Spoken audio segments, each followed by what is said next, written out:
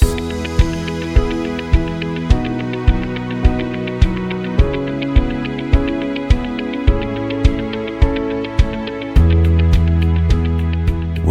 to the Exploring Spirit podcast. Join John and Sue Cook for a gentle conversational guide to your spiritual development. Together with their guests, John and Sue will share their experience and wisdom to bring you insight and empowerment on your spiritual journey. This is episode 3, Joining Our Tribe. So we thought we'd talk today about what you can expect when you come into one of our spiritual groups, whether it be a circle, a workshop, or a spiritual retreat. And the first thing you will definitely get is a warm welcome. We're always we try to be very welcoming, don't we? We do, yeah. It's always warmth because we've all gone into places for the first time and you're a bit uncomfortable and embarrassed. So there's always a warm welcome, isn't there? Yeah, and we always try to make everybody feel at home at first, because that's what it's all about. You sit down in the circle. If it's a circle or a workshop, you sit down, and before long you start talking to the people who are around you before we actually start, and everybody's happy to talk to everybody else, so you will feel that you're not there on your own, that everybody's there for you. And that's something we always try and promote, that everybody is friendly to everybody else and everybody's interested as well, because you'll find that everybody wants to know a little bit about you. And that's how we start before we actually even start. And then when we start, we normally do a prayer. Sometimes we ask somebody in the circle to open in prayer. And as we've said before, it's not about a religious, it's about so everybody knows that we've started. It's a bit of respect for spirit. And then from there, Sue will normally do a meditation. I normally start off with a guided meditation, and depending if it's a circle or a workshop, depends how long it is, but we do find that a guided meditation just gets people to relax a bit more. And it doesn't matter if you don't follow the guided meditation, it's just a way of getting everyone to relax and just get into a nice relaxed feeling. And that also helps blend our energy together. Energy is so important. It's one of the first things that we do when we meet people. You feel somebody else's energy. Sometimes you're drawn to somebody for their energy, sometimes you're not. But it's lovely to blend when we're working, isn't it? Because that builds the energy. Obviously then when spirit come through and blend their energy with ours, it's even more powerful. It's essential to get the energy correct, and that's done very simply, like you said. When we do the meditation, as well as the relaxing element of it, because we've said an opening prayer, it's a safe space, spirit can come through into your meditation. They very often come through to me as I'm guiding the meditation. And we do get an opportunity afterwards to talk about what's happened, because even when people have gone on the same meditation, we very often have different interpretations of what they've seen, where they've been. In circle, it's a lot briefer, but in workshops, you'll be guided to somewhere that we do discuss in detail afterwards. And when spirit come in, whether it be a spirit guide, a spirit animal, possibly a loved one, it's lovely to discuss that and hear what everybody's got, what their experience of it's been.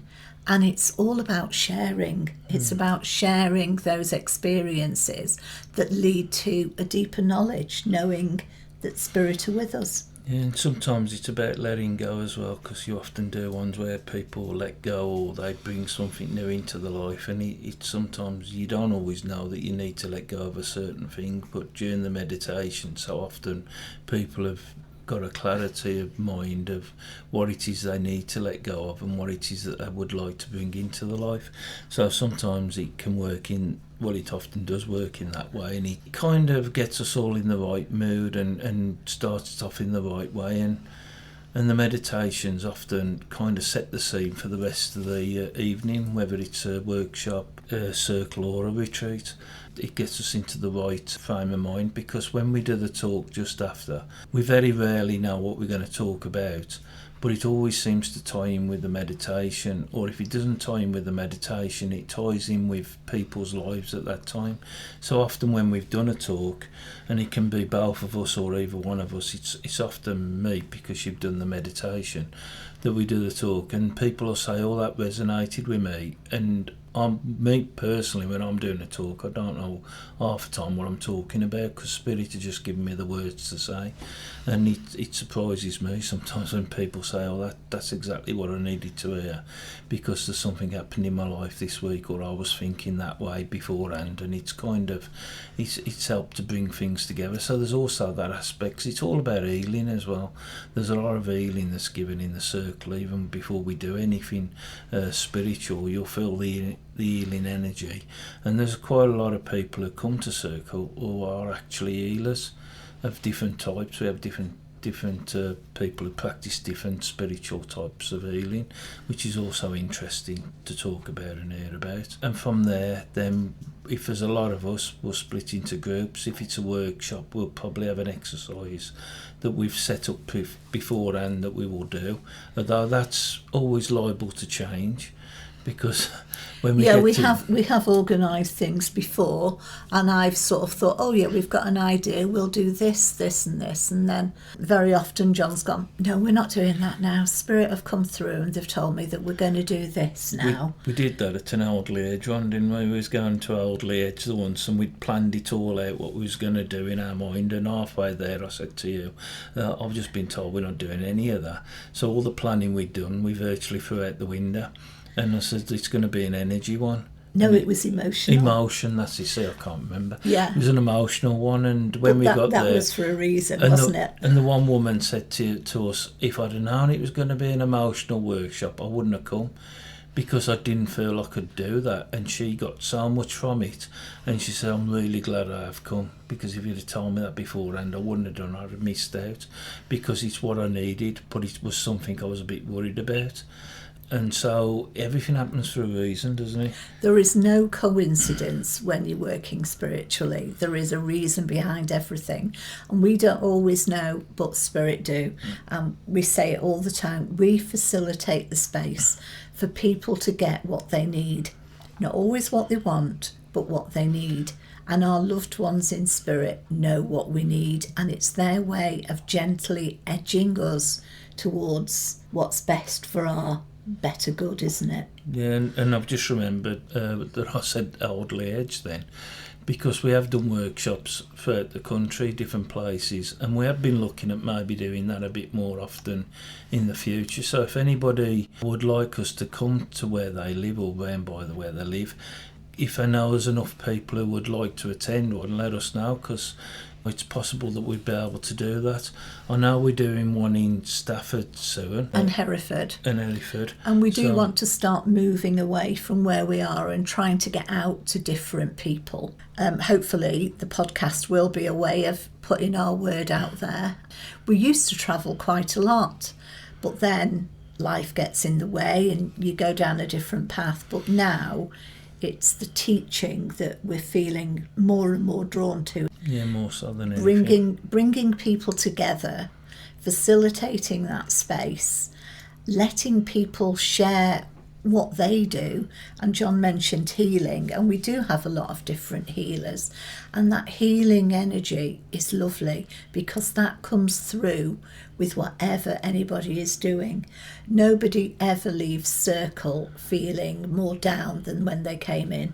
The energy, even if you've had a hard day and it's tough and you're tired, everybody's so glad that they've made the effort to come. They are, even we are sometimes, because we've sometimes felt, I don't know if I feel like it tonight, because you've been feeling a bit down or not so good, and we've had just that. Tired. And we've gone and we've run the circle, we've had the circle, and at the end of it we felt energised, we felt absolutely 10 times better than we did before we went. So people say, I don't think I should go tonight, and actually that's the time to go, because that's when you're going to get that lovely energy off everybody, and it's going to energise you, and it's going to make you feel good about yourself and about your life, and putting things in perspective.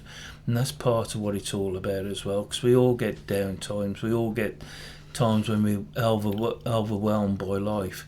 So it's not just about learning about how to connect to spirit, it's feeling the energy and enjoying the energy and experiencing that, and that's a big part of it.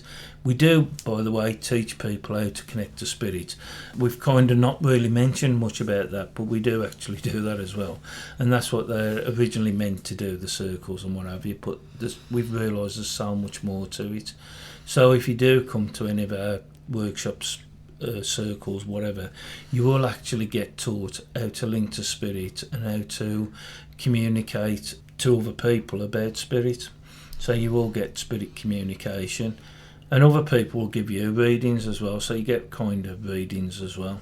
So there's a lot. There's it's a lot all that about you can communication, isn't it? It's communication amongst ourselves, and then learning how to communicate with spirit. Yeah. And we do that in various different ways. One of the ones that we really like is a different exercise. You can do it so many ways, where you don't know who you're reading, because there is nothing more off-putting than sitting opposite somebody with all of their expectation and they're looking at you. So if we're in a group and you're giving a reading either from a piece of psychometry or a card, an oracle card, a tarot card, even we work with ribbons. You can read so many things that we will talk about in depth later. We should explain what psychometry is, I think. Psychometry is an object that belongs to the person you're going to read. It could be a piece of jewellery, it could be anything that's connected to them. It can be something that one of the loved ones who maybe has passed the spirit used to own, and it's holding that object in your hand and feeling what you get from it.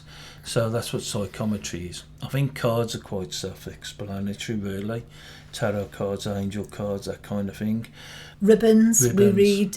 We have a bunch of ribbons of different colours, textures, and it's reading colour really. But when you've got ribbons, you've got something to physically hold. And when you first start, it's great to have something to look at, to feel, so that you can just let your mind relax, because it's quite tense when you sat all together for the first time. So having something to concentrate on, a physical thing, can help you. And you can read the same ribbon for 3 different people, say it's a blue ribbon, and get 3 completely different readings, because it's their energy when they've picked them. And it's spirit coming through, and spirit comes through in so many different ways. Clairaudience is when you might hear a word physically, or you might just sense a word in your mind. Clairvoyance. Yeah, clairvoyance is seeing. And the clairs, it's about clear. Yeah. So it's clear, it's French, clairvoyance is clear seeing, clear hearing. But when you say clear seeing, most people see a picture in their mind. There aren't many people to start with that see a person or a spirit. It's a sense of, personally, when I first started, spirit used to show me like black and white photographs. And I still see now, if I've got somebody's granddad with me, they will show me my granddad, so I know who I'm with. But with the clairs, there's sentience, clairsentience, where you sense things. And then there's the knowing as well, which people say knowing, just when you know things. And I think a lot of people, and that was where I started, just having that knowing. Yeah, you've always had that knowing ever since I've known you. It's, you know, it's you always know what's best for me, even if I haven't. It's women's intuition. Men have got their gut feelings, but now it's man's intuition. I've changed that. Have you? All right. Well, we all know that when we've gone against our intuition and we've gone with our head, things don't work out the same. when we just know and we accept that we know, like we know we're going to see somebody that day, or we know that somebody's going to phone us, or that deep knowing, it's trusting that. And some people say that's synchronicity as well, which is also a word for a similar situation where things just drop into place and things are kind of meant to be, which I know some people hate that, but it does actually, it does resonate and it does work. So there's lots of different ways you can connect with spirit, and it's about understanding. Everybody does it differently as well. And again, there's no right and wrong way to do it. It's whatever feels right to you. If something resonates with you, it is the right way.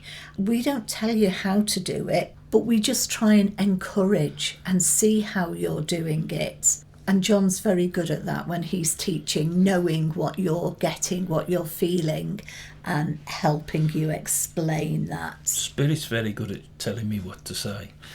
When you say, Well, and funny enough, he said the first thing that he used to get was black and white photos. The first thing I got in Circle at the church was I used to get, it was just like the normal carpet, but I used to see patterns in the carpet in front of people, and it was like a picture was developed in front of them in the carpet. It's almost like somebody was drawing a picture in the carpet, making grooves in it.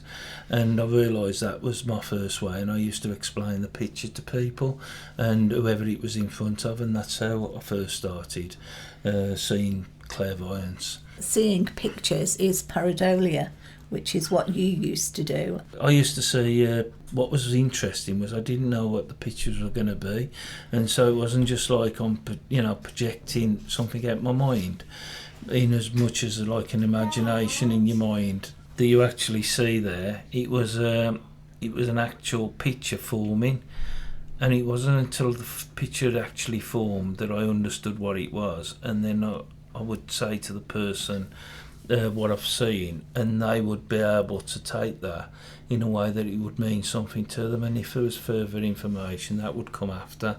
In other words, I saw somebody fishing there once. In that particular instance, it was about somebody had passed who enjoyed fishing, and I straight away felt that it was somebody who had passed. And sometimes it's what you feel, not always what you see. And so I was able to say somebody who passed used to enjoy fishing, and they said yes. And then, because I'd seen this person in an actual boat, I said, did they used to go like sea fishing or something, because I can see them in a boat? And they said yes, they have done that as well. So it added a little bit more to it. So it's about a bit like catchphrase, saying what you're seeing. You see it actually in your mind, a picture forming in your mind, which you do exactly the same with, and then as you give some information, it'll change and give you the next little bit to add to it, to give a little bit more proof.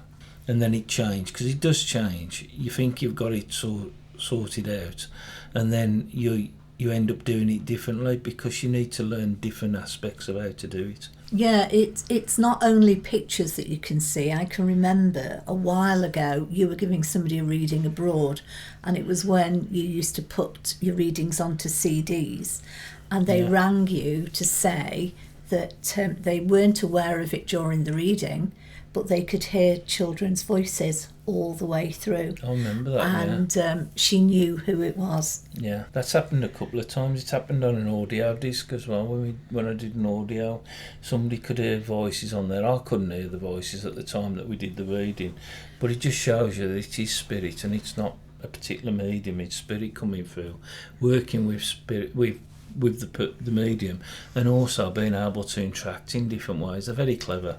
They know what they can do. I mean, one of the cleverest things that time, when that one lady was saying that she had a disc and it wouldn't play, and she tried it on about 3 different CD players, and he wouldn't play on any of them. So in the end she gave up, put it aside. She remembered a lot of the reading anyway, and I think it was 5 weeks later she rang us up, because she rang us up at first, said your disc's faulty, it won't play, and we couldn't do much about it, because if it is a faulty disc it's unfortunate, but you can't repair them really. But then she rang up about 5 weeks later and she said, that disc, it's weird, I put it into a machine and it actually worked, and everything that was said is valid now. At the time of the reading it wouldn't have made much sense, but now it's all clicked into place, and when I listen back to it that she said she was absolutely gobsmacked, because it was absolutely for now, for 5 or 6 weeks after the reading, that it became relevant, and she wasn't allowed to listen to it before. And so the disc wasn't actually faulty, it was just waiting for the right time to play, which is incredible, really. Yeah. So, And once Spirit have shown you one way, then they will show you another. And it's about trust. it's very annoying sometimes. And what people struggle with, it's not trust in Spirit. If we ask any of our groups, do you trust Spirit? Oh, yes. It's trusting ourselves. It's trusting that what we're saying is right, because it's so important to get it right that we have to trust. And we mentioned earlier, a medium is just the person in the middle. You've got Spirit and you've got the person sitting there waiting for the message, and the medium is just in the middle, passing on those messages. So sometimes they might get a little bit muddled, perhaps the frequency's not quite as strong, and it's up to the medium to work through that, to clarify and get it clearer, strengthen that link with Spirit. Which is what practice does, which is what circles are good at, and training development circles.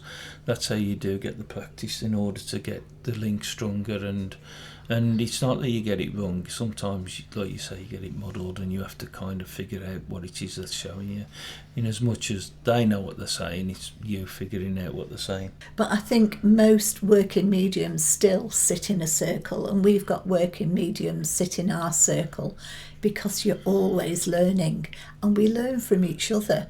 And yes, we might have the experience, but you get a little nugget from somebody and you think, oh, I hadn't seen that, or I hadn't thought of it in that way. Even somebody, if they walk in, we've got our circle tonight, if somebody walks in tonight for the first time, there might be something that they have to add that will surprise them, but not surprise the rest of the class, because we've always gone in remembering how we felt that first time. Mostly it's finding your tribe, it's finding the people that you should be with. Yeah, and I think what we're trying to say is you don't need to be afraid or scared, or, I mean, you will have a little bit of nerves, that's normal, but if you do anything for the first time, you'll be nervous. But there's no need to be. You'll feel relaxed and calm very quickly, and then you'll be surprised at how much you'll actually be able to do. That's all you need to do, is just the one little tiny thing that surprises you or makes you feel good about what you're doing, and that's the start of your exploration into spirit. It gives you the chance to start to explore.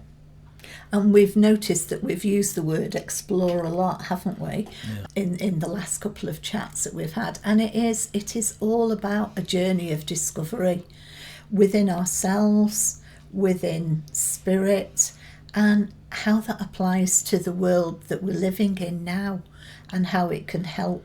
Because this can be quite a hard, harsh world sometimes, but feeling that you're part of something helps. And not everybody has family and friends, so to come into a group where you feel comfortable and accepted is wonderful. Yeah. And we love that. It matters to us. The people that are drawn to us that we can help, just makes you feel good. Yeah. So we'll talk about other things in future podcasts, and like I said, we're going to get some guests on as well, so you haven't just got to listen to us.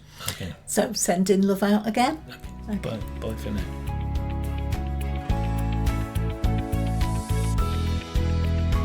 You've been listening to Exploring Spirit with John and Sue Cook.